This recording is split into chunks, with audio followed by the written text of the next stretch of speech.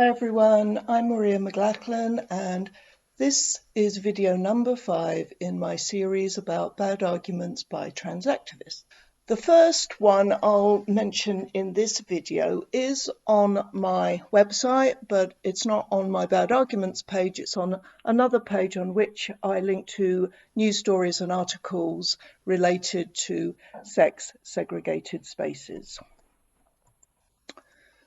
It's every bit as crappy as every other so-called argument I deal with in these videos, and it's about the toilets in your home.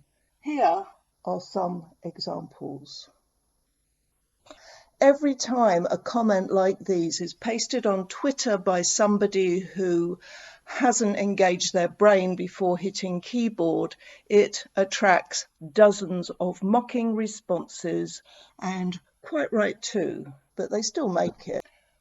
Here is Dr. Finn Mackay demonstrating that having a PhD in sociology doesn't mean you're not daft.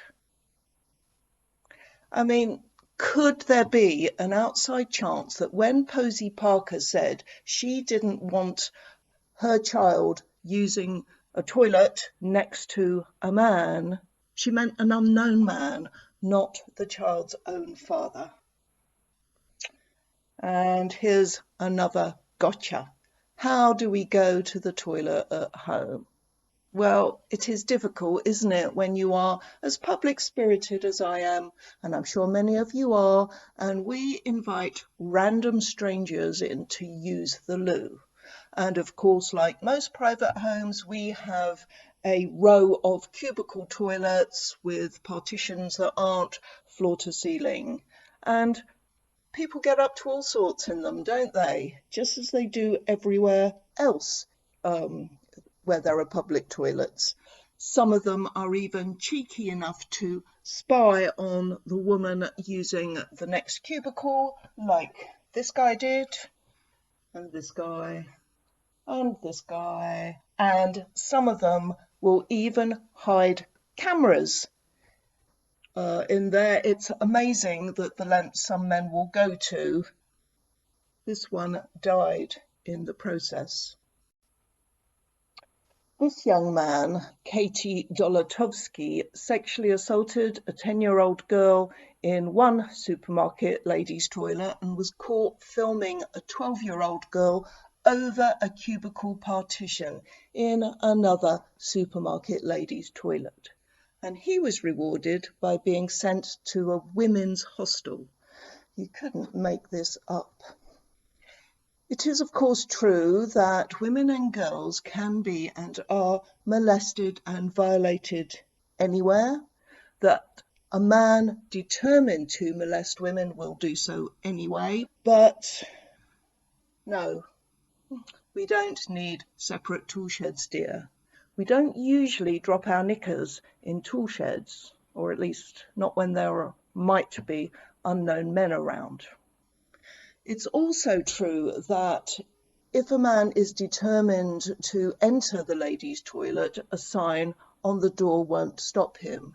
These are excellent reasons for making it as easy as possible for all men to enter women's toilets. Honestly, the argument about if a man is determined, a sign on the door won't stop him, I see it so often, and I'm astonished that people seem to think it's a real slam dunk. It's kind of like saying there's no point in locking your doors or fitting a burglar alarm, because if someone is determined to break into your particular house, they will do so anyway. But in fact, most burglaries and thefts are opportunistic. Most criminals will go for the least risk, the place that looks easiest to break into, the person that looks easiest to rob. And the same is true to a great extent with sex offenders. Most will not enter a place with a sign on the door saying women only, much as they might like to, because they know there is quite a high risk that it won't turn out well for them. There is a strong cultural taboo that does in fact act like something like a force field. Right, on to more offensive stuff. There's a lot in this tweet, but I'll stick to one sentence. You sound like those people who didn't want to share washrooms with black people. Here we go again with the analogizing of black people with trans people. I've already railed against this in one video. What was it? The one about so-called kinds of women. Now, this isn't the same argument, obviously.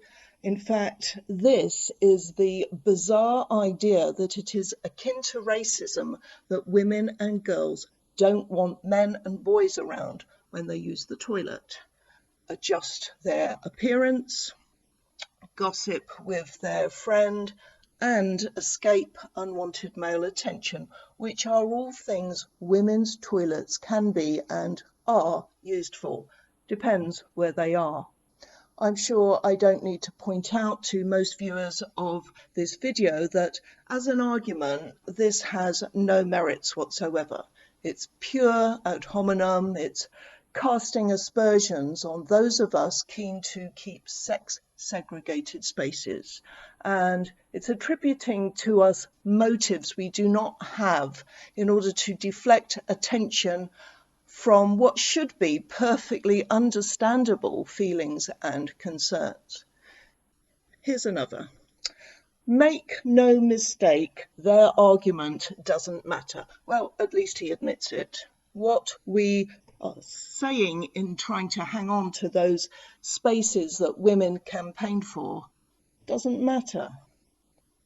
What they want is something like this. And here we have a photo, presumably taken in the southern United States during the Jim Crow era, showing 3 doors saying ladies, men, and coloured, and allowed to push what is different away. Big cell phone here. The tweeter is admitting that there is a difference between women and men who present as feminine, but for some unexplained reason, he thinks that we should be embracing them and welcoming them into our spaces. Right, here's another incredibly silly argument I see, but at least it is an argument. It's this claim that having the legal right to self-identify gender with the increase in men accessing women's spaces it would inevitably result in is nothing to worry about because several other countries have gender self-ID and nothing bad has happened. It's been happening for years, and has anything bad happened? No. Ireland and other countries have had self-ID gender recognition certificates for a while now, and again, nothing bad has happened. How do you know? How can you possibly know what happens in the public toilets of, let's say, Argentina or any other country with gender self-ID? And what do you mean by something bad? What do you call a problem? Are women feeling uncomfortable or inhibited or nervous or frightened a problem? Not as far as the trans ideologues are concerned. They just don't care. What about the use of hidden cameras to record women secretly? I would have hoped that they would see that as unacceptable behaviour, but even though there have been many reports of such behaviour in English language newspapers from around the world, they never mention it. It just doesn't seem to be on their radar.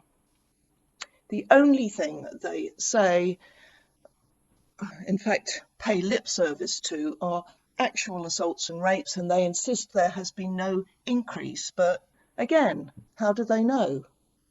I kind of expected that woke people in the 21st century knew that most sexual assaults go unreported.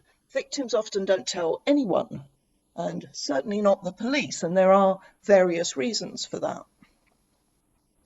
But let's say a woman in Argentina or Malta or Greece or Portugal is molested in the ladies' toilet by a man who claims transgender status, and let's say she does report it to police and it is recorded in crime stats as an indecent assault. How are you going to know about it? Even if you check the crime stats of these countries, how are you going to know that the circumstances of the assault were that it was committed by a man identifying as a woman in a women's space? Most likely you're not. I am aware of a study that was published in America a couple of years ago that said reports of assaults in toilets were exceedingly rare and hadn't increased since the passage of anti-discrimination laws that allowed trans-identifying men into women's toilets. But that study only looked at police reports, so who knows the real level. As I say, this is an argument, unlike the nonsense about you've got gender neutral toilets at home, but I don't think those who make it have thought that one through at all. I want to end now by saying that what I find really frustrating is that those who oppose us in trying to preserve this particular sex segregated space try to make it only about the danger of physical assault, indecent assault or rape, which is very low, but which they minimize to the point of non-existence. They just dismiss it. As far as they are concerned, it shouldn't be about how we feel. It shouldn't be about our discomfort, inhibition, fear, trauma, while the feelings of trans-identifying men seem to be viewed as every bit as important as their physical safety. The reason they keep going on about the low risk of assault for women is that it's a much easier point to argue than acknowledging that so many women are survivors of abuse by men and are understandably uncomfortable sharing that kind of space with them. I understand why there are some toilets in some situations where a man presenting as a woman may be at risk of violence from probably drunk, hostile men, but in most situations they're not, at least not in the UK. I don't think that in the toilets of most pubs, restaurants, department stores, hotels, railway stations, airports, they are in any more danger of being assaulted than anyone else. Nobody who makes this claim about it being dangerous for trans-identifying males to use men's public toilets ever backs it up with data. Instead, it's all about how they are the most marginalized, the most targeted group that suffers the most violence. So they should use our toilets because they pose no threat to us. And because I haven't seen any evidence to support the notion that trans-identifying men in the UK are in danger of life and limb when they enter the gents, I don't believe it. I don't believe it's true at all. What can also happen, I am told, is that having to use men's toilets triggers their gender dysphoria, and that is far more important than triggering a woman who is an abuse survivor's PTSD. Wanting to use our toilets seems to be all about validation. In their minds, it validates them as women to be allowed into women's toilets, into women's spaces generally, and that takes priority over everything. I'll be back in the near future with another video. Thanks for watching. Bye.